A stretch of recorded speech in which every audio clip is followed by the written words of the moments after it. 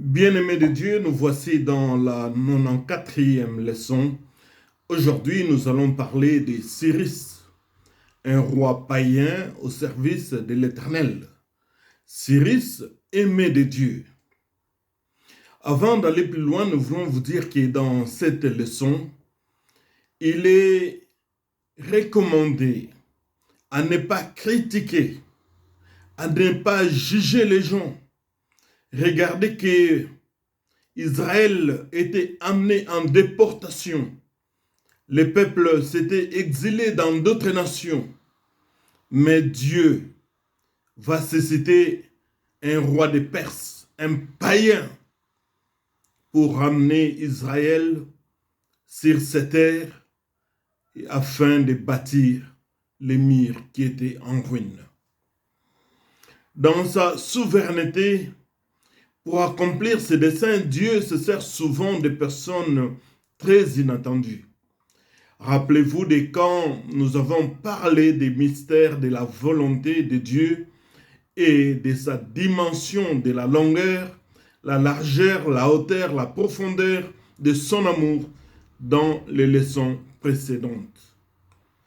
Certes, bien-aimé de Dieu, la carrière de Cyrus avait été si fulgurante, lui-même le reconnaît ouvertement, comme on peut le remarquer dans sa rhétorique mentionnée dans le livre des Chroniques, le 36e chapitre, à partir du 23e verset, nous lisons « L'Éternel réveilla l'esprit de Cyrus, roi de Perse, qui fit faire de vives voix et par écrit cette publication dans tout son royaume. » Gloire à Dieu.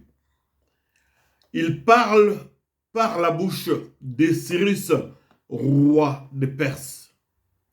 Ainsi parle Cyrus, roi de Perse.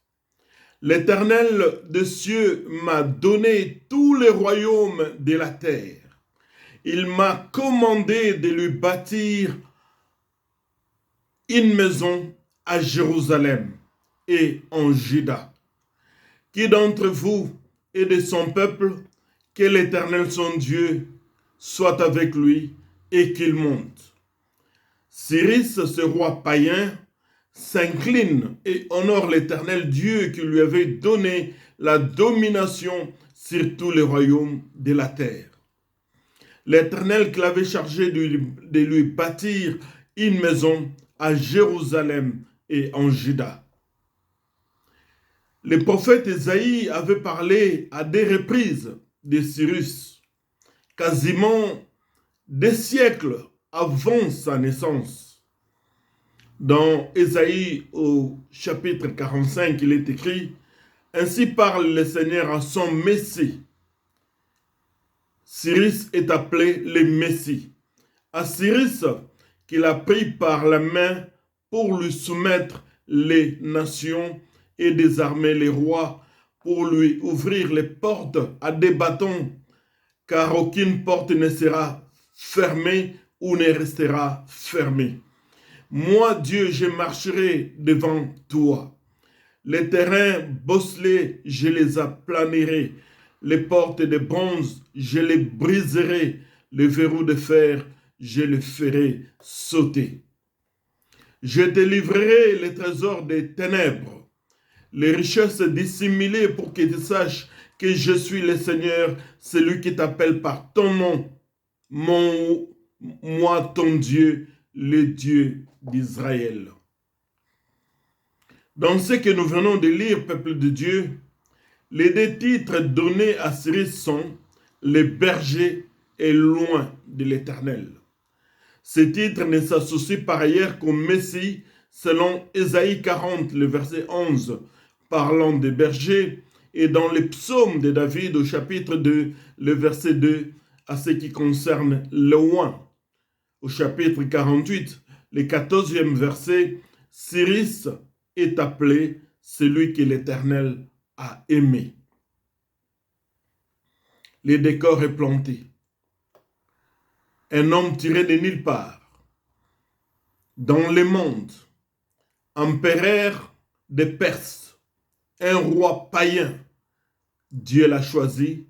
Isaïe a prophétisé 200 ans avant que cet homme vienne au monde.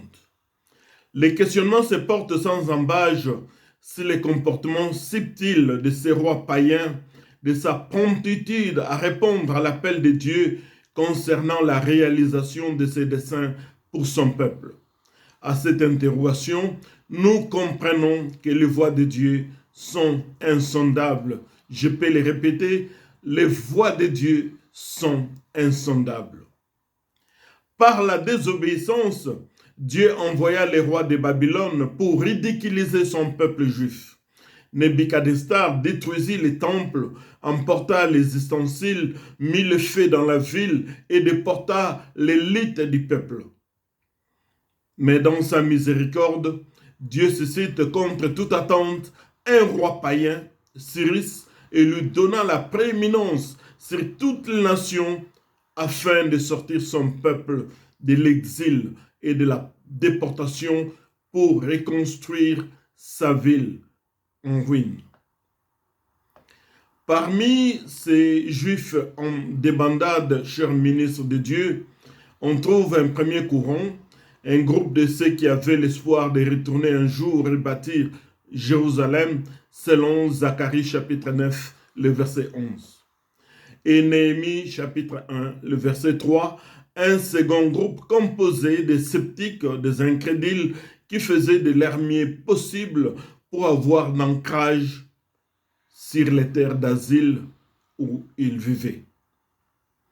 Mais au milieu de ces deux tendances, nous devons souligner que peu importe la situation dans laquelle nous nous trouvons, retournons vers celui qui a dit dans Isaïe au chapitre 1er, le verset 18 à 21, « Venez et discutons, dit l'Éternel. Même si vos péchés sont couleur cramoisie, ils deviendront blancs comme la neige, et même s'ils sont rouges comme la pourpre, ils deviendront clairs comme la laine. » Le Seigneur Dieu n'abandonne jamais son propos et son alliance avec ceux qu'il aime. Il déclare, « Ô Israël, car tu es mon serviteur, je t'ai formé, tu es mon serviteur. Israël, je ne t'oublierai pas. J'efface tes transgressions comme un nuage et les péchés comme une nuée. Reviens à moi, car je t'ai racheté, selon Isaïe 44, le verset 21 à 22. Amen. Chers ministres de Dieu, nous devons comprendre que les Perses n'adoraient pas l'Éternel. Ils avaient leur propre religion, bien qu'ils détestaient les idoles. C'est étonnant de voir que Cyrus, poussé et réveillé par l'Esprit de Dieu, il appelle l'Éternel le Dieu des cieux, selon Esdras, le premier chapitre, le 3e verset. Plus tard, un autre roi de Perse, Artaxerxès, déclare aussi ouvertement que l'Éternel Dieu d'Israël est le Dieu des cieux dans Esdras 7, 21 à 23. À la manière humaine, on ne peut comprendre comment Cyrus peut rompre avec sa tradition pour déclarer avoir reçu de l'Éternel la mission de lui bâtir une maison à Jérusalem et pour ainsi faire imposer à toutes les nations, y compris les ennemis d'Israël, à se soumettre. Cyrus, un empereur païen, étranger au peuple hébreu, fait lui-même sortir les ustensiles de la maison de Dieu que Nebuchadnezzar avait pris dans la maison, avait posé dans la maison de son Dieu. Au total, plus de 5400 pièces.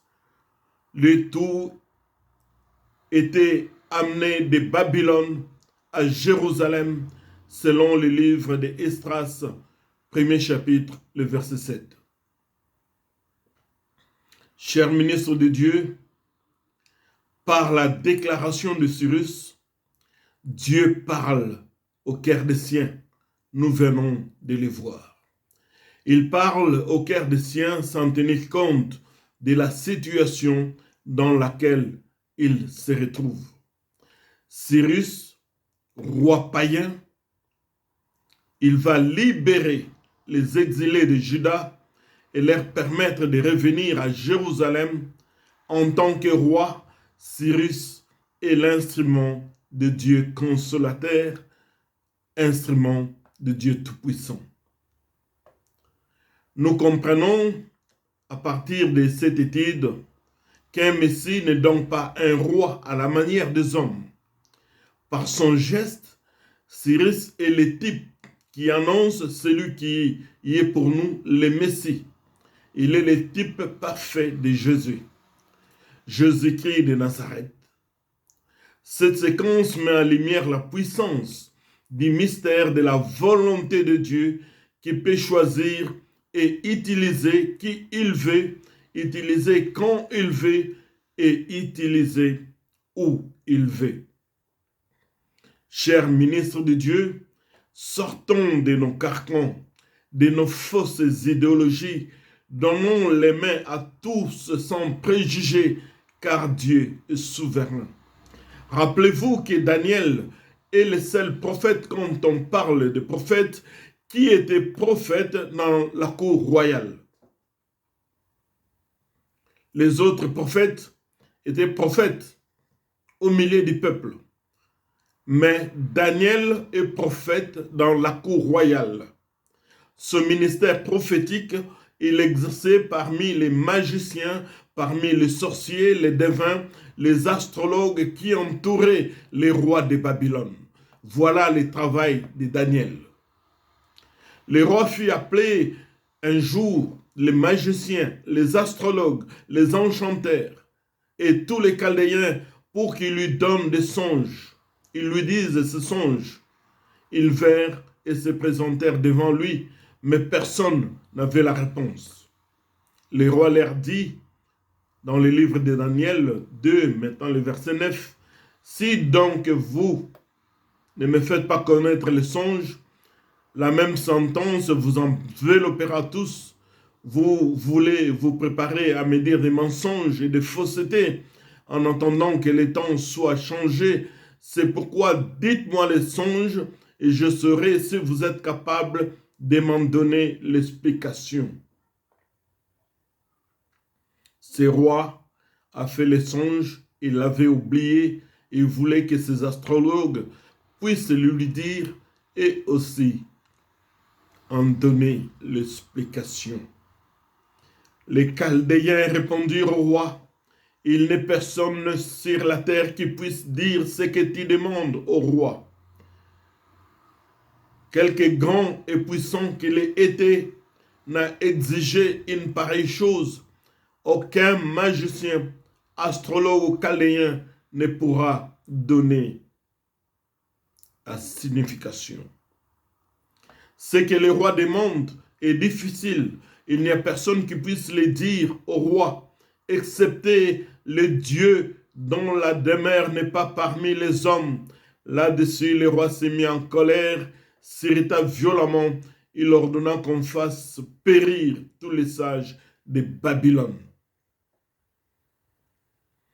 Pendant que le roi voulait qu'on tue tous ces gens, astrologues, magiciens, sorciers, tout ce qui était dans son empire, quelque chose se passa. On alla trouver Daniel, et quand il est venu, il dit au verset 22, « Notre Dieu révèle ce qui est profond et caché. Il connaît ce qui est dans les ténèbres, et la lumière demeure avec lui. Dieu de mes pères, parle Daniel, je te glorifie, je te loue de ce que tu m'as donné la sagesse et la force, de ce que tu m'as fait connaître, ce que nous t'avons demandé, de ce que tu nous as révélé, le secret du roi. » Après avoir imploré le Dieu Tout-Puissant, Daniel et ses amis, Dieu leur donna les songes et l'explication. Après cela, Daniel s'est rendu auprès de l'intendant du roi, à qui le roi avait ordonné de faire périr les sages de Babylone.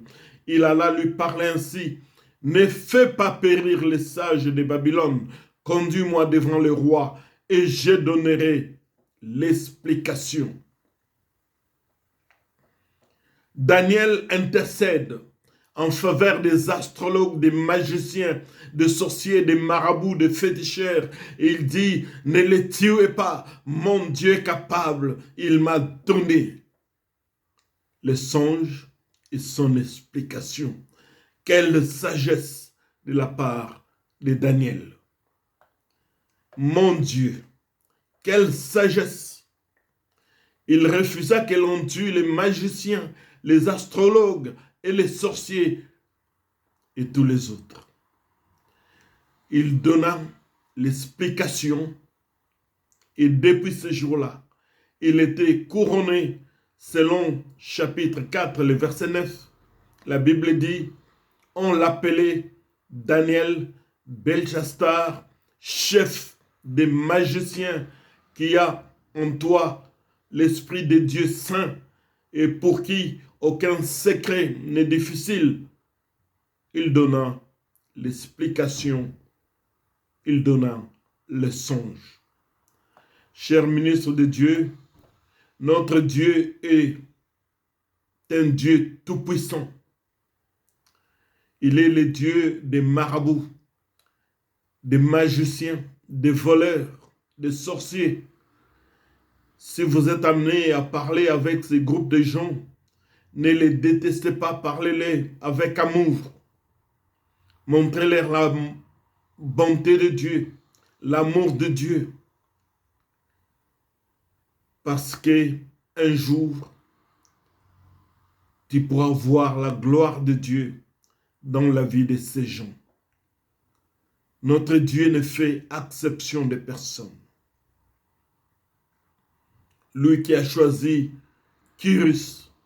Cyrus, roi de Perse, un païen, pour répandre les ustensiles des temples confisqués par Nebuchadnezzar, les remettre à Jérusalem et reconstruire les temples,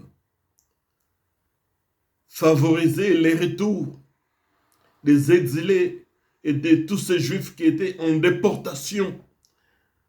Dieu choisit un étranger, quelqu'un du dehors,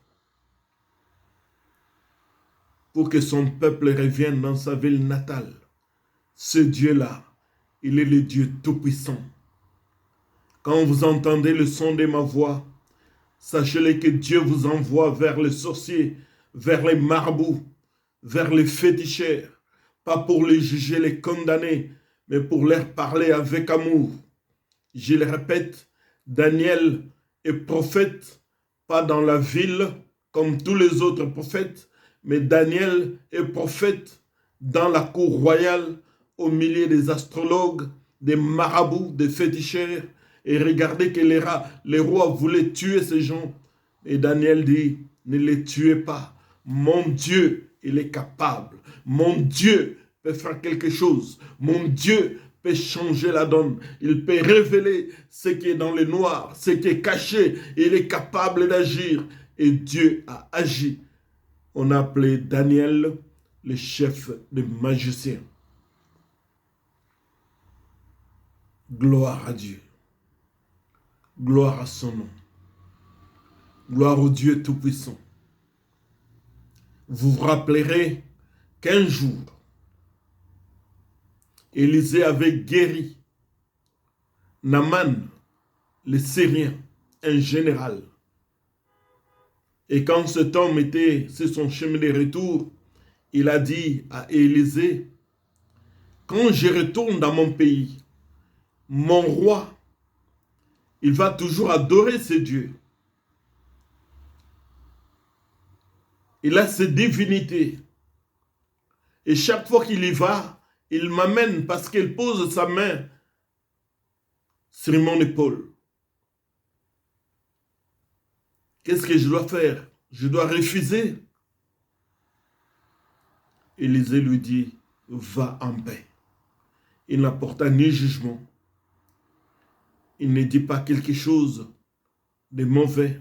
et lui dit, va en paix. Ce n'est pas pour rien que ces gens de l'occultisme nous entourent. Ce n'est pas pour les juger, pas pour les fuir. Daniel n'a pas fui, il était avec eux. Mais il savait que celui qui était en lui est plus grand que celui qui est dans le monde. Les rois voulaient les tuer. Daniel a refusé. Ne les tuez pas. Laissez-leur la vie. Mon Dieu, il est capable. Comment comprendre que Cyrus, roi des Perses, un roi païen, peut appeler l'Éternel, le Dieu Tout-Puissant, et chercher à libérer son peuple, les ustensiles des temples, et ramener tous les peuples en exil et en déportation dans sa terre natale. Que Dieu vous bénisse. Cela est une matière de réflexion. Demandez à Dieu de vous illuminer là-dessus afin que vous puissiez comprendre le sens profond de cette étude d'aujourd'hui. Que Dieu vous bénisse et à très bientôt. Pour ceux qui doivent passer Noël demain, bonne fête de Noël. Comme nous l'avons dit, c'est une date qui a été donnée par les autorités. Nous en profitons parce que celui qu'on célèbre s'appelle Jésus-Christ de Nazareth. Bonne fête de Nativité dans le nom de Jésus. Que la paix du Seigneur soit avec vous. Et dans quelques jours, ce sera la fin de l'année 2022. 2022, nous avons eu trop de batailles. Comme je l'ai dit, j'étais paralysé tous les côtés droits, mais Dieu m'a donné la vie. Dieu m'a gardé. Qu'est-ce que je peux lui donner? Ce n'est que lui dire merci. Merci beaucoup et à très bientôt. Amen.